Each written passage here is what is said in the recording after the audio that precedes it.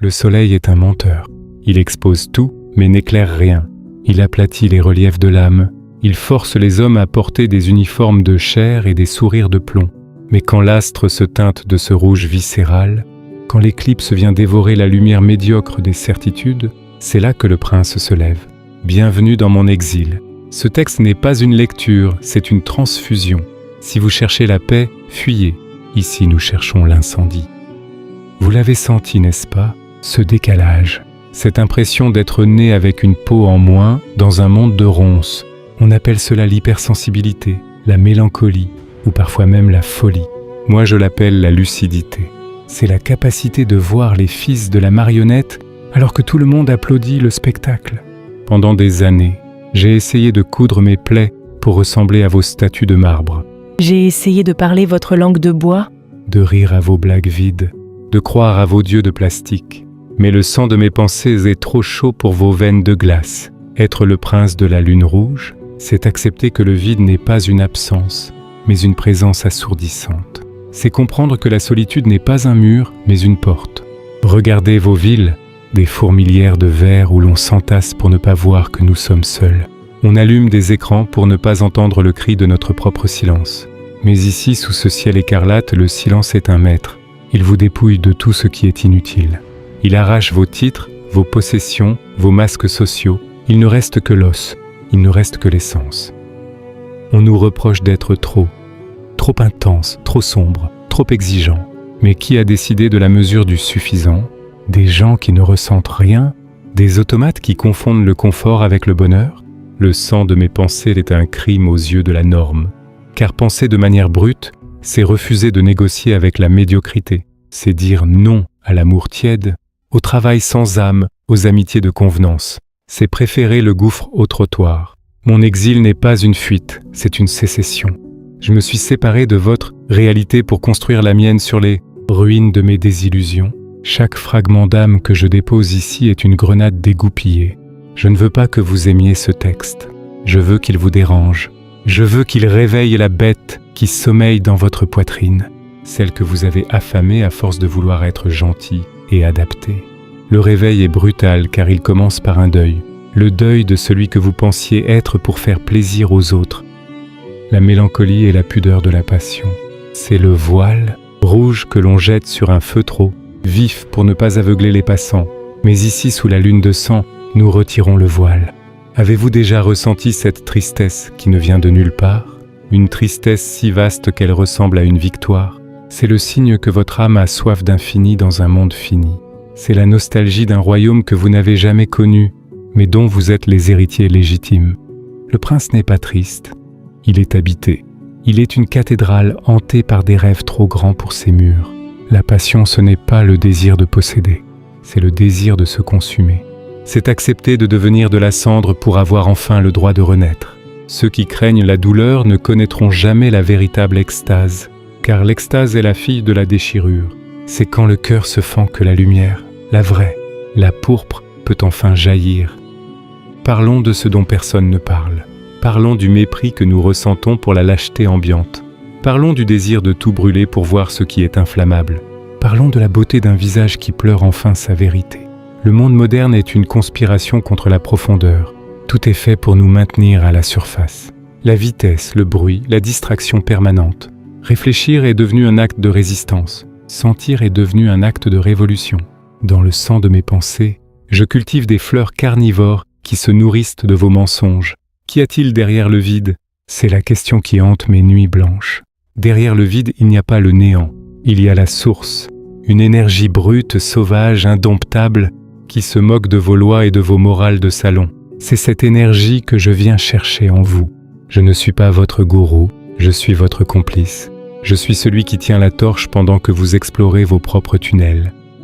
La parabole du sculpteur d'ombre. Il était une fois un homme qui vivait dans une cité de verre où l'ombre était interdite. Les habitants avaient installé des projecteurs partout, même dans leur lit, pour être sûr que rien ne reste caché. Ils croyaient que la lumière totale les protégerait de la peur. Mais cet homme, que l'on appelait le prince, commença à peindre ses fenêtres en rouge. Au début, on se moqua de lui, puis on commença à avoir peur. Pourquoi préférait-il la pénombre sanglante à la clarté hygiénique? Il répondit, « Votre lumière ne montre que la surface des choses. Dans mon ombre rouge, je peux voir la structure de mes os et le mouvement de mes rêves. » Peu à peu, les habitants les plus courageux vinrent frapper à sa porte. Ils ne cherchaient pas la lumière, ils cherchaient leur propre profondeur. L'exil n'est pas une distance kilométrique. Ce n'est pas le fait de vivre sur une île déserte ou au sommet d'une montagne enneigée. L'exil le plus pur, le plus aristocratique, c'est celui que l'on vit au milieu de la foule. C'est ce mur invisible qui s'élève entre vous et la personne assise en face, de vous dans le métro, alors que vous réalisez que vos mondes ne se toucheront jamais. Le prince de la lune rouge ne fuit pas le monde par peur. Il s'en retire par dégoût de la dilution. On nous demande de nous diluer pour être acceptables. On nous demande de baisser le volume de notre âme pour ne pas réveiller ceux qui dorment. Mais l'exilé, lui, choisit de crier dans le vide plutôt que de murmurer dans un salon.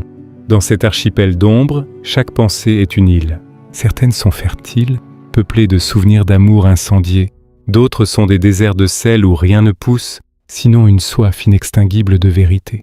Voyager dans le sang de mes pensées, c'est accepter de naviguer entre ces îles sans boussole, avec pour seule étoile ce disque de sang qui refuse de s'éteindre. L'exil est notre royaume et la solitude est notre sceptre. Qu'est-ce que le vide? Sinon l'espace nécessaire pour que quelque chose de neuf puisse enfin naître, la plupart des hommes ont horreur du vide. Ils le remplissent de bruit, de gadgets, de responsabilités factices et de divertissements abrutissants. Ils appellent cela vivre. Moi, je l'appelle s'enterrer vivant. Ici, nous faisons l'inverse. Nous creusons, nous retirons les couches de sédiments que l'éducation, la religion et la société ont déposées sur notre essence. C'est un travail de mineur, épuisant et dangereux. On y croise des fantômes, des regrets qui ont des dents de loup, et cette peur viscérale de ne rien trouver au fond. Mais au fond du vide, il y a la vibration. Une note unique, basse, continue. C'est le son de votre existence brute. Avant qu'on ne lui donne un nom, un numéro de sécurité sociale ou une carrière, le sang de mes pensées puise sa source dans cette vibration. C'est là que la mélancolie se transforme en une puissance tranquille. Quand on n'a plus peur de son propre vide, on devient invincible. Car comment peut-on briser quelqu'un qui a déjà intégré le néant comme sa propre fondation? Regardez ce que le monde adore. Il adore la jeunesse éternelle sans sagesse, la richesse sans générosité, la célébrité sans talent, et la positive attitude qui n'est qu'une forme polie de déni. Ce sont des idoles de plastique creuses et inflammables. Sous la lune rouge, ces idoles fondent. Nous ne cherchons pas la pensée positive, nous cherchons la pensée vraie. La pensée vraie accepte la mort comme une compagne de danse. Elle accepte que la douleur est une enseignante plus efficace que le plaisir. Elle ne cherche pas à aller mieux, elle cherche à aller plus loin. Le prince ne demande pas de like, il demande de la résonance. Il ne veut pas de followers, il veut des éveillés. Le sang de mes pensées est un acide qui ronge les vernis de la bienséance. Pourquoi devrions-nous être polis quand notre monde est en train d'asphyxier nos esprits? Pourquoi devrions-nous être modérés quand nos passions sont des volcans? La modération est la vertu des mourants. Nous sommes les vivants de la nuit. Approchez-vous, regardez vos mains, votre visage, votre cœur. Vous y voyez des défauts, des marques de fatigue, des déchirures. Vous essayez de les cacher avec du maquillage ou des filtres numériques. Quelle erreur! Chaque cicatrice est une victoire. C'est la preuve que vous avez été frappé par la vie et que vous avez survécu. C'est une écriture braille sur votre peau qui raconte votre véritable histoire. Le sang de mes pensées ne coule que par ces fissures. Si j'étais parfait, si j'étais lisse, je serais muet. L'éveil commence quand on commence à aimer ses cicatrices plus que ses trophées. Quand on comprend que notre vulnérabilité est notre plus grande force d'impact. C'est par la blessure que l'on se connecte vraiment à l'autre. On ne tombe pas amoureux d'un masque de perfection. On tombe amoureux de la manière dont quelqu'un porte ses ruines. Sous ce ciel rouge, nous célébrons le sacre des brisés, car seuls les brisés laissent passer la lumière. Le chant du premier renoncement.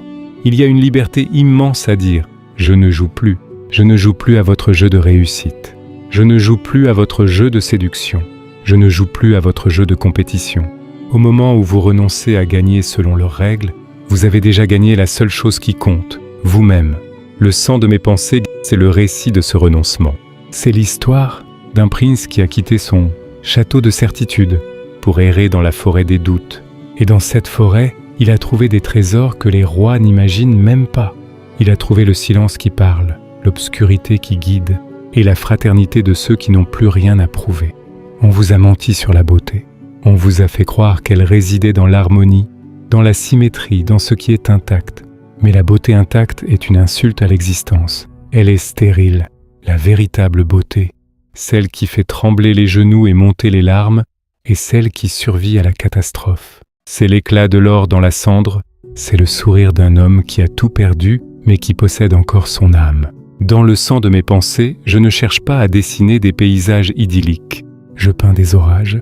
Je cherche cette pudeur de la nuit blanche dont je vous parlais, cette élégance suprême qui consiste à rester debout alors que tout s'écroule. Être le prince de la lune rouge, c'est transformer son désespoir en une œuvre d'art. C'est refuser la laideur de la plainte pour embrasser la splendeur du cri. Regardez l'éclipse. Est-elle belle parce qu'elle cache le soleil? Non, elle est belle parce qu'elle nous montre la couronne de feu que le jour nous dissimule. Habituellement, ma mission est la même. Occultez votre quotidien médiocre pour vous révéler votre propre incandescence. Vous n'êtes pas des êtres de poussière destinés à l'oubli. Vous êtes des fragments d'étoiles qui ont oublié leur propre nom. Parlons de l'autre, de ce miroir dans lequel nous cherchons désespérément notre reflet. Sous la lune rouge, l'amour n'est pas un contrat de sécurité mutuelle. Ce n'est pas une petite maison avec une clôture blanche et des promesses de toujours, murmurées sans y croire. L'amour pour nous est une collision. C'est le choc de deux exilés qui reconnaissent leur patrie dans les yeux de l'autre. C'est une passion qui brûle plus qu'elle ne réchauffe.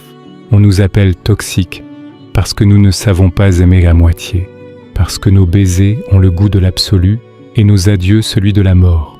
Le sang de mes pensées est saturé de ces rencontres électriques.